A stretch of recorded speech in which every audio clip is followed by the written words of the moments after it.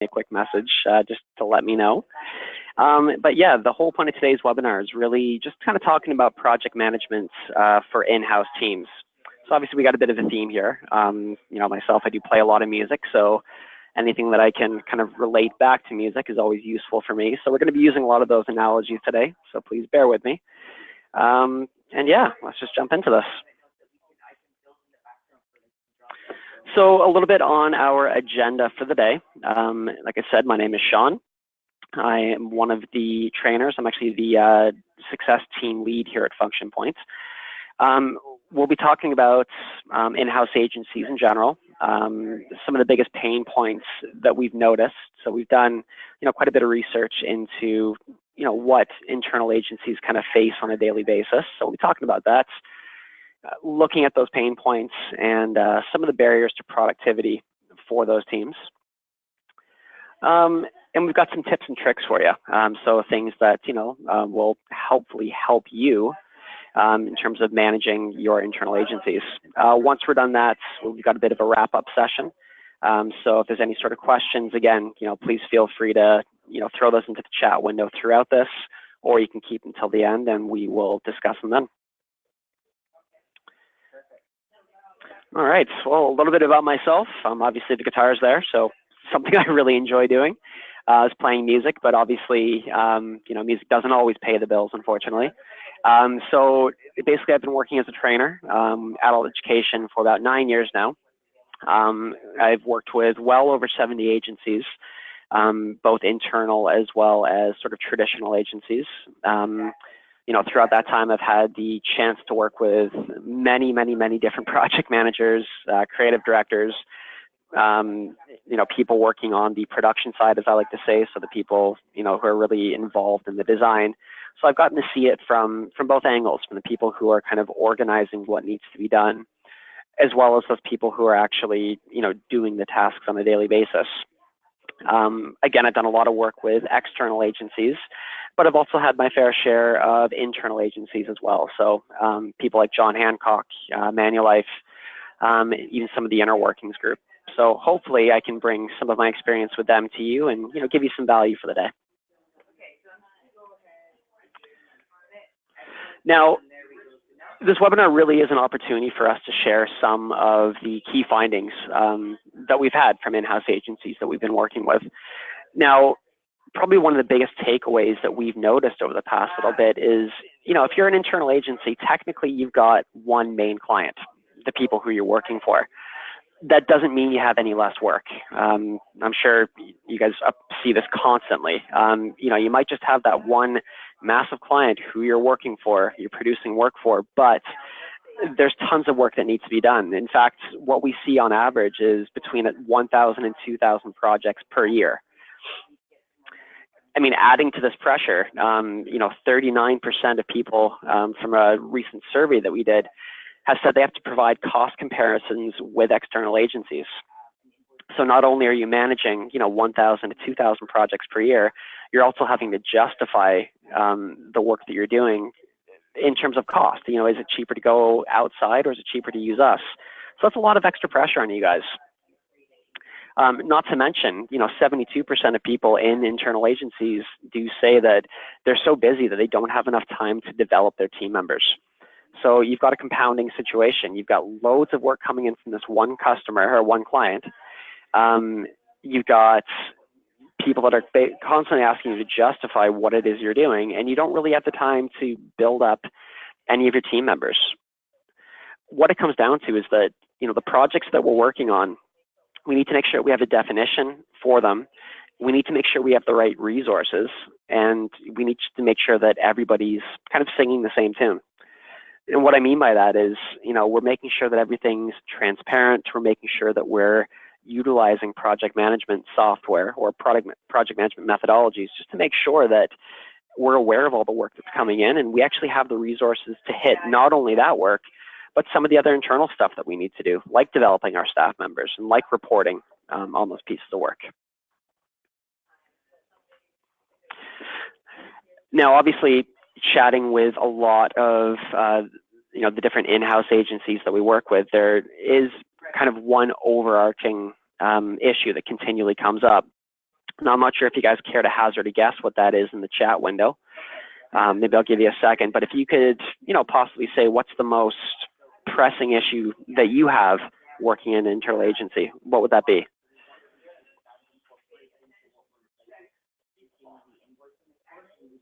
And again, folks, if you have any ideas there, you can just throw it right down to the chat window.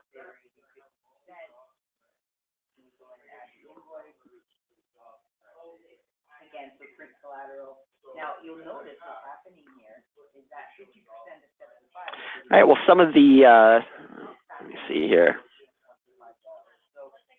Let's see, we got Mastin saying scope creep, and that is the absolute correct answer. So thank you for that. Yeah, scope creep. We're going to be talking about that throughout the course of this webinar for sure. Some of the other things that have come up have been things like turnover, scaling your team, not catching bottlenecks before they happen. So, common sort of project management examples, but what we really see hitting internal teams is scope creep.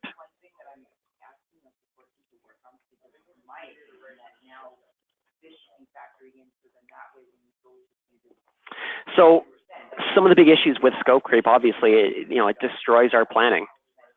So if we don't really have accurate information from the get-go, if we think the job is only going to take 2 days, but then somebody comes back to us and says, well, could you just do this? Or could you just do this? That simple 2-day job that we thought maybe would have used 2 or 3 of our internal resources, that ends up taking 2 or 3 weeks, and we have to pull 10 other team members in. So obviously that makes it quite difficult for us to, get things done in a harmonious manner. It gives us a time crunch. That time crunch plus rushed work to keep up with that time crunch obviously gives us more generic output. It makes it very difficult to keep that team kind of in motion. And, if it comes down to reporting, it can make it very difficult for us to sometimes justify what we're doing. Well, you only had this many requests this month, and this should have only taken this long. Well, on each of those jobs that should have only taken this long, we ended up having to do an extra week's worth of work. It makes it very hard to kind of report on that information. So like it says on the slide, if you're working on thousands of projects per year, do you really have the time to deviate from your plans?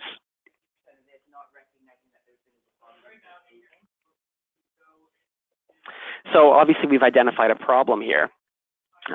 Wouldn't be very nice of us to identify a problem and not propose any sort of solutions. So we've actually got a couple tips and tricks for you that we've noticed really do help to kind of keep your team working in that smooth fashion. Hitting the same drum, I guess. Now, the big one is just using brief templates. It sounds really simple, but you'd be surprised how many people don't do that. Now, recently, what we're seeing is that, about 85% of teams use briefs, which is fantastic. It's an industry standard. What we don't often see is that there's a lot of consistency with those, or we might be using a very sort of generic brief template that we really haven't customized to what we're looking for. We want to make sure on those brief templates, so, kind of that contract between ourselves and the internal stakeholders, that we're being specific and that we have those required fields. Basically, we need enough information on that brief to execute on that job. We shouldn't have to be going back and forth with the team just trying to figure out what we missed. Now, this is something I see time and time again. People will spend a lot of time putting these brief templates together, but you do something like not mark a field as required. And then, people will wonder, well, why didn't this get filled in? It's human nature. If something's not a required field, oftentimes we'll skip over it if we don't have the information.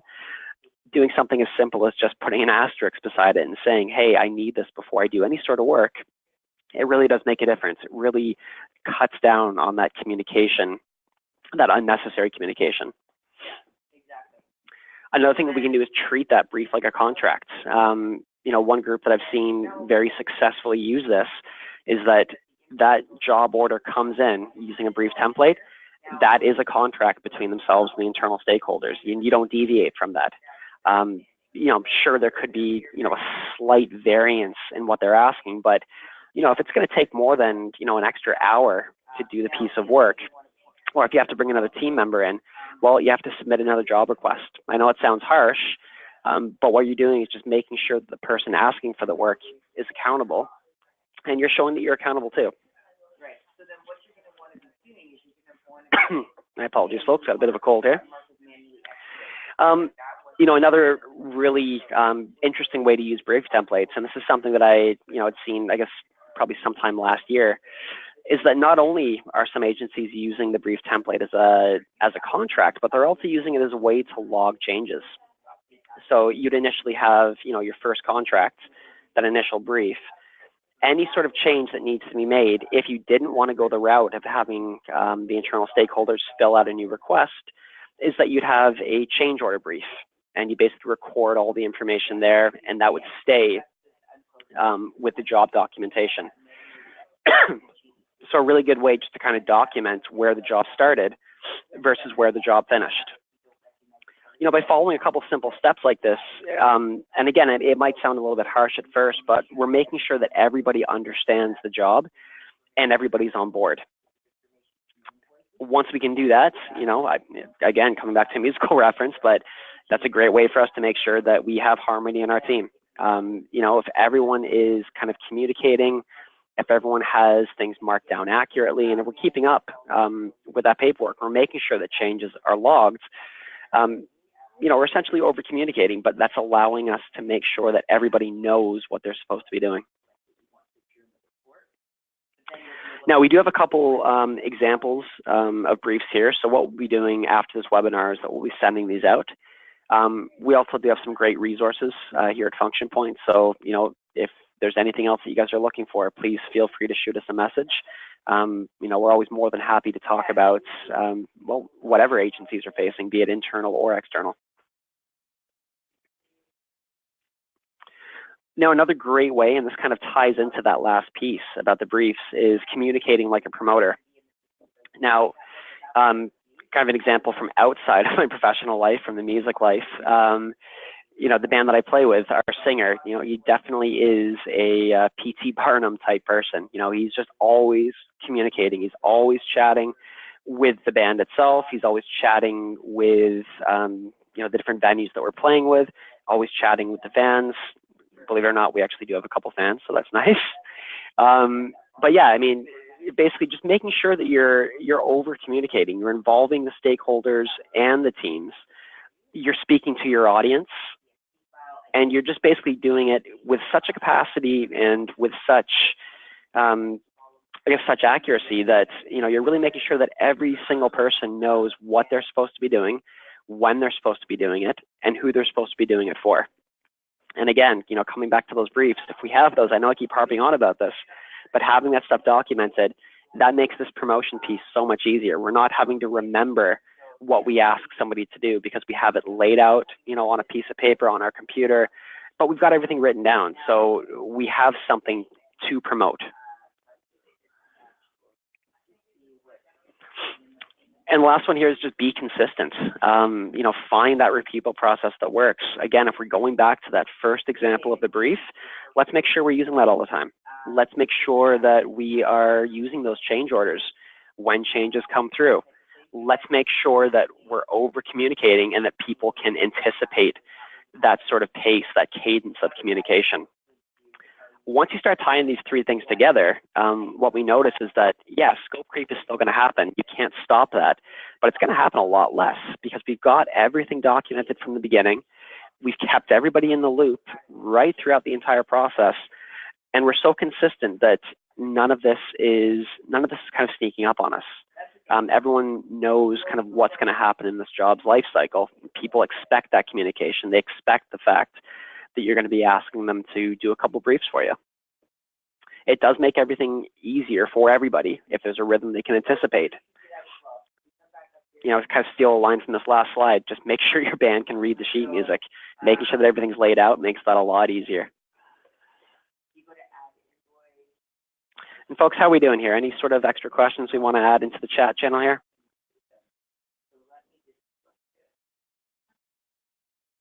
Okay.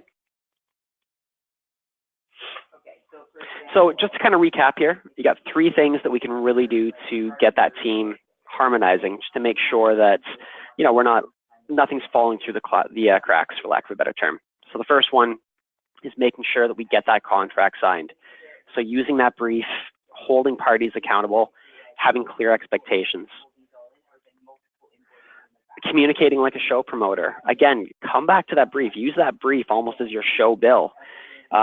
You're using that to make sure that you have the ability to over communicate with everybody. You're using that to make sure that everyone's got the same sheet music.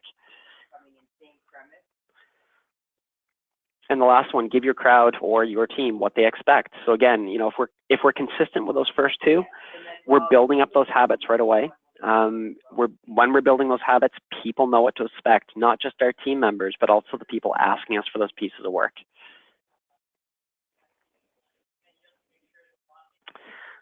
All right, folks, that is my spiel for the day. Thank you for listening. We do have a couple questions that have come into the chat. So let me just do my best to answer some of these for you. From Michaela, in your experience, is there a higher rate of success when the brief is filled out by internal team members or the customer? Good question. From what I've seen, it always works a bit better when it's the person who is requesting the work that actually fills it out. So for an internal agency, that's going to be the party that's asking you guys to complete the piece of work for you. For an external agency, obviously that's your customer. But setting something up in such a way that they're the ones who have to fill that work out for you, as long as you're using things like required fields and the expectation is set that this is what needs to be done, I find that's a bit more successful because they've put a little bit of thought or a little bit more thought into what they're actually requesting. They're building a bit of accountability in there from the get-go. Now, that's not to say it's not going to work the other way. I have seen some agencies be very successful in filling out, that brief themselves than having somebody else sign off on it. But I always find just, in terms of autonomy alone, it's always best if you can try to get the requester to fill that in with as much information as possible, and then you both sign off on that together. All right, now I've got one here from, it looks like Sam. What are some methods you've suggested or seen work when it comes to getting a reluctant team to commit to properly filling out a project brief? It's always a good one. It comes back to consistency. I mean, there's no magic bullet for this, unfortunately. What you need to do is make sure that you do have some sort of request form, some sort of brief, some sort of document that is just collecting, it's collecting the information that you need to do or that you need to execute on that job. Now, it can't be pages upon pages long. It's got to be something that it's going to be reasonable for people to fill out. So being very mindful of what's the information that we can gather that's going to give us that minimum viable product. That's the kind of stuff that you want to include. So if you're very mindful about what it is you're putting on that brief, what it is that is absolutely required and what it is that are nice to haves, and then you roll that out in a consistent way, that's kind of the key to success there. I know it sounds a bit cliche, but that really is what you're looking for. If you can have that consistency and a good thought process laid out in terms of what you're putting on the brief, that's where you're going to have the most success with that. So Sam, hopefully that answers your question there. All right, one from James here. What's the cure for making sure a company understands the true value of creative work and that it's not something that can just get done, which leads to scope creep? I'll be honest with you, probably one of the best ways that I've seen people do this is reporting on the fair market value of their work. So, a system like Function Points, it does allow you to, you can basically treat the job as an internal job, but we can still have fair market values attached to the different work that we're doing. So say, for instance, somebody was asking us to produce a brochure. It's all fine and good for that person, the stakeholder, to ask us, hey, you guys don't look super busy. Can you please make a brochure for us? Obviously, we get the job done. Sometimes it can be kind of difficult to show what the value is for our team, for the creative work that we're doing. But being able to show them that, hey, in this marketplace, like the market that we're currently in, people are generally billing out at, 120, 130, 140 bucks an hour. You can see what this piece of work is actually worth if you'd gone externally. Generally speaking, when you start laying out the figures like that, you say, here's what my team is actually costing me, because we can have things like cost rates, versus what you'd be charged if you'd gone outside for this. To me, that's a very, very valuable a valuable lesson to show people. And it's a really valuable tool when it comes down to kind of justifying creative work. Okay, and from Dominic, what are some best practices around defining the review of deliverables with a client so that we're not spending every one of those meetings hearing, I don't like the feel of this, or let's change the direction to something else? Dominic, that's a great question. It's obviously a very in-depth one. Define the review of deliverables with the clients. I mean, again, it kind of comes back to that first answer. So just making sure that the brief that we have filled out, it's accurate, it's capturing the correct information, so that ideally, we're not having those moments where people are saying, I don't like the feel of this. Unfortunately, I mean, there's no silver bullet for that, but making sure that we have a really solid brief laid out from the beginning that's giving us as much and as accurate information as we can reasonably get from people, not as much as we'd love to get. I mean, if we were getting everything we'd love to get, we'd probably have a 3 or 4 page brief and it would have everything listed out, but unfortunately people wouldn't fill that in. But if we have something laid out in such a way that it's giving us what we need, and it's something that's still palatable to those stakeholders, ideally that's going to eliminate some of those conversations like, I don't like the feel of this, because they've already laid out that info for you. Now, we're never going to get around, if we do produce something, we show it to the stakeholder there and they say, well, can we change this? Can we change that? That's always going to come up. But what we're hoping to alleviate with a well laid out brief is making sure that, we don't produce an apple when they're asking for an orange, if that makes sense. Dominic, sorry if that's not a clear enough answer. I can certainly do a bit more digging into that for you. But generally speaking, whenever anyone asks me about this, it always comes down to the same thing. It's just we have to make sure that whatever we have laid out in that questionnaire, in that brief, it's something that people can actually use. They're not going to have to spend a billion hours on it, but they're still going to get us the information that we need to make sure we produce what they're looking for.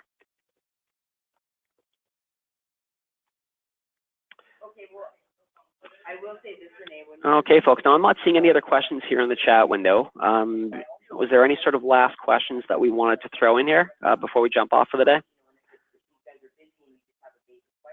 Okay, perfect. So, folks, what you can expect from us, we'll be sending a copy of this webinar out, as well as a brief templates. If there are, any sort of other questions that come up, I know I always think about, 5 or 6 questions after these are over. Please feel free to send those through to the marketing team, and they will certainly coordinate with me, and I can get you some extra information. All right, folks, thank you so much for your time today. It was a pleasure getting to chat with all of you, and hopefully we'll be in touch soon. Bye now.